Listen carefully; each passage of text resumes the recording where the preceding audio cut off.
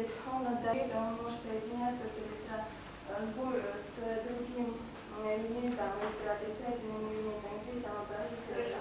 Молекула цветов, покажите мне водород. Можно вводить димеры, как образуется. Водород на свете образуется добавкой молекулы воды. Его можно показать.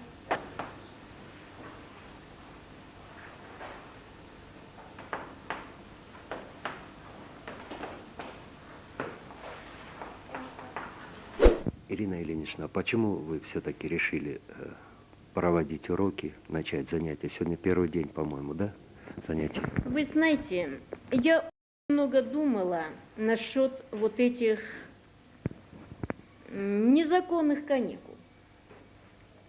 Ведь при чем дети, товарищи, при чем дети? Почему дети должны потерять год? Вот я назвала девочка, которая не знает, что значит 4 получить. С 1 класса идет кругло в отличники. Вот девочка, которая шла на медаль. Вот девочка, которая тоже шла на медаль. Ну, может быть, золото не получалось, но у них бы серебро обязательно получалось. А вот она на золотую шла. Ребята шли, ударники, это Бог его знает, если бы они хорошо сдали экзамены, может быть, бы тоже получили медаль. Разве их не жалко, товарищи? Почему из-за кого-то они должны год потерять? Я до этого их собрала. Я сказала, это химико-биологический класс. Я сказала, пожалуйста, сколько вы остались в городе, приходите, я вас буду консультировать, я буду заниматься с вами. То же самое педагог биологии приходила, по мере возможности занималась с ними, мы встречались. Но потом, когда опять бомбежка начиналась, мне же трудно за чужих детей отвечать, товарищи. Посмотрите, что творится. 2 дня тому назад больше народу собралось, чем сегодня. Позавчера, вот я сейчас с ними беседовала, девочка прибежала, вот большая стрельба была, когда по улице Мамсурова стреляли, вот здесь по Ленина стреляли, чьи-то дома снесли, крышу снесли. Девочка испугалась, у них дома маленький ребенок, и она пришла, я в кабинете сидела с учениками 10 класса, тоже с химико-биологического класса. Сидела, и она мне говорит, Ирина Ильинична, вы знаете, я хочу вас предупредить, я не буду ходить, потому что, может быть, я сегодня уеду. Вот так, перепуганная. Мы, говорит, всю ночь не спали, у нас маленький ребенок, что с ним делать? Может быть, говорит, хоть и до Джавы доедем, а потом видно будет. Я всю ночь не спала, я говорю, за что, почему, вот почему мы так мучаемся? Сегодня, думаю, я вот им тоже говорила, я говорю, пожалуйста, ходите. Ходите, я вас аттестую. Вот выучим то, что надо, чтобы программу успели пройти. Я вас аттестую и будем добиваться, что вам дали. Дали аттестат, и вы поступили в высшее учебное заведение.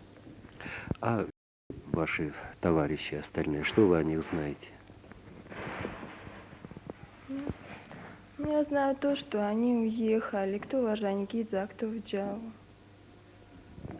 А у вас, очевидно, были и грузины с вами учились, так?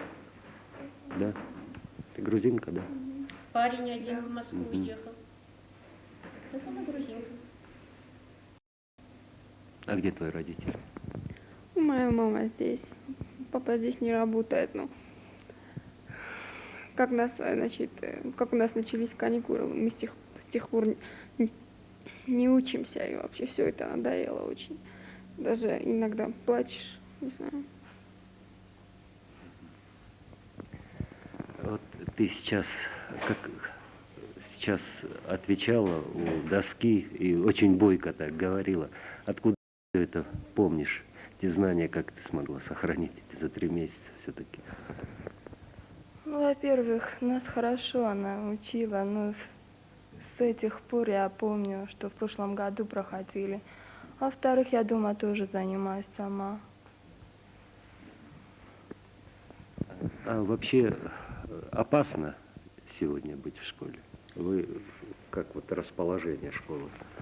Вы знаете, мы уже до того боимся, что вот я стараюсь, вот здесь, за этим столом я сидела, а вот ученики вот здесь, чтобы стена их заграждала. Все-таки опасно. Опасно, потому что это 2-я школа. Опасно, потому что наш лидер, наш директор. И вы знаете, До того надоело вот некрасиво по отношению к нам поступать с их стороны, что мы всего ждем. Может быть, они больше злость имеют именно на нашу школу. Скажите, Турес Кулумбеков был директором этой школы. Его сегодня обвиняют в разжигании межнациональной вражды. Каким вы его знали? Я Туреза Георгиевича очень давно знаю.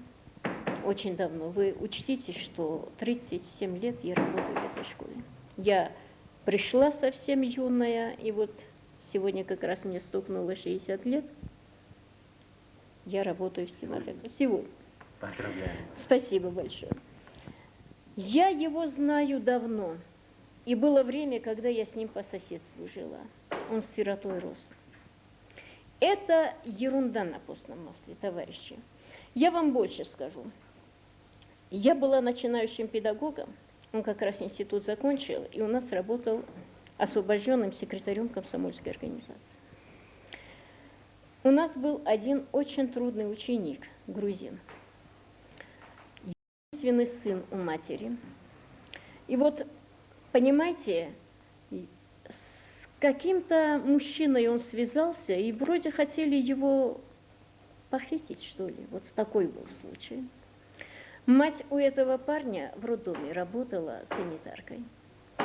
И вот она пришла с плачем: помогите, ну верните мне сына, чтоб сын с этим мужчиной не встречался, помогите. И во всем. А Турес Георгиевич у нас работал секретарем комсомольской организации. Он завел, выслушал. Хорошо, говорит, я вам помогу. Связался с этим парнем, и все время он находился с ним вместе, все время. Я не знаю, какую силу он имеет, какую работу он провел. Вот он вернул сына матери. Это раз. Когда он пришел к нам работать директором, в первую очередь, ведь какой директор всех учеников по имени фамилии знает? Учтите, нас 1500 человек. Это же не маленькая школа. Всех буквально по имени, отчеству. Классному руководителю трудно знать, кто нуждается в классе, кто в каких условиях живет, а он все знает, начиная с 1 класса. Это человек такой гуманный, который, невзирая на то, чей этот ребенок, заведет, накормит, поведет в баню, вымоет. Были такие случаи, когда ученика в баню водил, отмывал грязь и оттуда выходили. Помогал всячески. Вот у нас внизу есть кабинет кулинарии. Он знает, ребенок с какой семьи, как нуждается, и вот зачем. Вот ключи этого кабинета у него в кармане бывали. Заведет, накормит. А вы меня спросите, а почему не в столовой накормит? Ведь старшеклассник-то стесняется, что кто-то кормит его. Ну, самолюбие. Старшеклассник. Как бы, допустим, ну я к слову возьму, я сейчас ни на кого не указываю, я прямо к слову, ну девочка заводит и, допустим, кормит, она же может постесняться. А в кабинете занесет со столовой, там же у нас кабинет. Он очень гуманный человек. Человек, который умеет выслушать человека. Человек, который умеет помочь и материально, и духовно, и советом. Я не знаю даже, что делать. Ирина Ильинична, вот сегодня очень важно, чтобы вражда, которая есть между остинами и грузинами, чтобы она не охватила детей наших, младших. Вот было знаете, неожиданно встретить и девочку, и грузинку в классе. Очень приятно. Пусть она скажет, сама скажет, со стороны педагогов, она почувствовала что-нибудь. Или, может быть, я, как осетинка, допустим, словом я ее не оскорбила, но своим выражением или своим поступком, может быть, я задела ее. Вот пусть скажет, когда-нибудь. Как тебя зовут? Люда? Люда, ну скажи, пожалуйста, что ты об этом думаешь. В общем, Меня не отличают вообще от других. И потом у меня мама астинка, но то, что я слышу вот в грузинских городах, как ущемляют права астинских учеников, им занижают оценку, у нас такого вообще не наблюдается. У нас учителя очень гуманные, хорошо относятся ко всем. Вот несколько раз они на консультацию пришли, ее не было. Потом как-то она пришла. Я даже упрекнула, я говорю, почему ты не ходишь? Я говорю, чего ты боишься, почему ты не ходишь? Так же ходи, никто не посмеет. По крайней мере, на моем уроке я не позволю, чтобы кто-то, а другие педагоги тоже не позволят. У нас не такие, чтобы они... Причем ребенок. Девочки, ребята, вот что вы собираетесь делать после школы? Мы надеемся удачно закончить школу, поступить в высшее учебное заведение, получить какую-то профессию. А куда? Я, например, в мед хочу поступить, в мединститут, хочу стать врачом. Я тоже хочу поступить в медицинский институт. Тоже надеюсь благополучно окончить школу и поступить. Ну, я тоже туда. Тоже медицина. Какая земля кому нужна, товарищи? Ведь нам фактически метра чего-то надо, вот это наша собственность. Я не знаю, почему сейчас так происходит. Очень хорошие, вот газеты читаешь, хорошие бывают записи. Ведь не все признают, что вот эта территория, на которой мы живем, это грузинская территория. Их великий ученый Джавахишвили не признает, что эта территория грузинская территория. Это же академик, это великий ученый, величина мирового значения. Он же говорит, что грузины не живут на своей земле. Это же не Нафи говорит, и не Техов говорит, а Джавахишвили говорит. И зачем? Кто поднимал этот вопрос? Ведь этот вопрос не с нашей стороны поднялся. Этот вопрос с их поднялся. Ну зачем это надо было? Это раз. Во-вторых, вот сейчас нас обвиняют, что мы выдвинули, хотели повысить свой статус. Ну ладно, это сейчас, допустим. А в прошлом году, вспомните 23 ноября, какой статус мы пробовали повышать? 89. Ну, просто, знаете, я так думаю, я так считаю, я так анализирую, что эта акция у них готовилась годами. Ведь они к нам пришли в 89 году вооруженные товарищи. Откуда они взяли такое вооружение? А мы ни с чем вышли и стали. И стояли, наши ребята стояли и смотрели на них. Турис Георгиевич никогда не стремился вызвать ненависть между этими двумя народами. Наоборот, наоборот. Я не знаю сейчас, в чем его обвиняют, но я знаю вот по газетам, что политическую подкладку хотят вот как будто он разжигает межнациональную рознь. Но это неверно, товарищи. Неужели только потому надо меня обвинить, что у меня нет сильного защитника?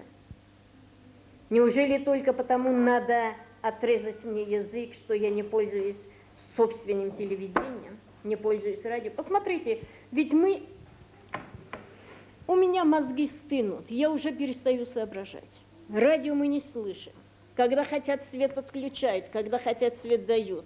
Телевизор мы не слушаем по-настоящему, потому что не всегда свет бывает. Вот в таких условиях можно жить. Воды нету. Вот сейчас мы возобновили занятия. Ужас, если все ребята придут. Вы меня спросите, почему? Потому что воды нету. 1500 человек, туалеты, если не будут работать. Ну это же эпидемию же мы можем, заразить же мы можем учеников.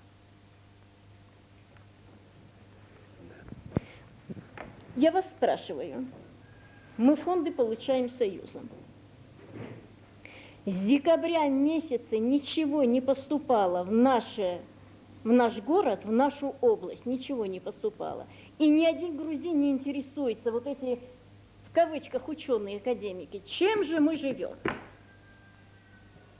Ну, допустим, кто-то нам не присылает, это черный хлеб нам не дают. Но чем же мы живем? Ну? Что они хотят с нами делать? из банка изъяли. Сами же они по телевизору говорили, что из банка изъяли все деньги. С Хинвальского района, с Наушского района, с Лениногорского района, с Джавского не успели, потому что нельзя было туда пройти. Деньги изъяли. Мы же сидим без зарплаты. У кого дома были крупные деньги, они сдали. Мы сидели без зарплаты. Ну ладно, продуктов нету и денег нету. Ну что они хотят с нами делать, я не понимаю. Это тоже осетины. И Россия нам помогла. Мы получили деньги, нам все-таки зарплату. Учтите, мы февральскую зарплату еще не получили. Мы получили за декабрь, за январь. Февраль нету, март нету, вот уже апрель начался. И Россия нам помогла, там не знаю, сколько миллионов привезли, нам зарплату раздали, и это оскорбило их. Как же, почему, как, почему? Ну что ж, ребята, я желаю вам успешно все-таки школу закончить. А вас, Ирина Ильинична, поздравляем с днем рождения. Вы знаете, что бы я еще сказала? Я не знаю, я не профессор, я не академик, я не защищалась, я не лидер и не политик. Но новый академик, дорогой Изведгам Сахурби, который 5 языками иностранными владеет, и неужели он не мог подумать одно? Силовыми методами даже очень слабого больного ты на свою сторону не можешь склонить. Почему кулаками идти на Осетию? Почему? Почему? Кому акция 89-го года нужно было, и с тех пор это все продолжается и обостряется. Приходи, посоветуйся со мной, дай мне возможность жить, может быть, я сама за тобой иду.